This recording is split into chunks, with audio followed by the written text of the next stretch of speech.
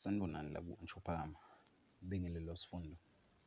uKhuzani mfoka Mpungose usevelelwe yibhadi lana lokuthi ngathi ngeke esaphefoma. Ubonakala ebalisa kakhulu ngodaba olwenzeka eDubai. Ebhala nje ukuthi khona into ezimvimvayo ukuthi kungenzeka egcine engaphefomi. Kodwa akakabi-ke naso isiqiniseko sakho lokuthi kungenzekani engaphefomi.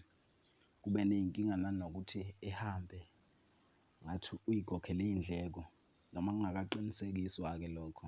Sekubonakala namhlanje lapha uMzansi Magic namhlanje ngo-9 ukuthi uzovela labantu labaculi abahambile baye eDubai bazovela namhlanje.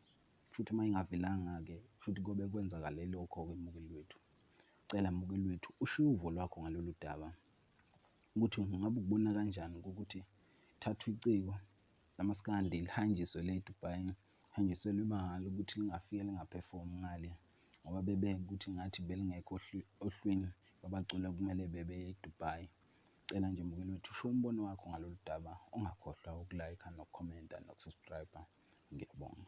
17 October at 9 p.m. on One Magic, exclusive to DSTV.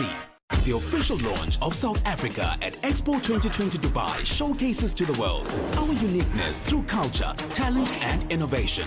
Experience this once-in-a-lifetime event taking place in Dubai, hosted by Nomzamo Mbata, with performances by DJ Maphorisa and Dali Wonga, Mikasa, Dr. Notembi, Mzansi Youth Choir, Ambi Faku, Kuni de Villiers, the Drakensberg Boys Choir, Black Diamond, uKhuzani, and Shoma Josie.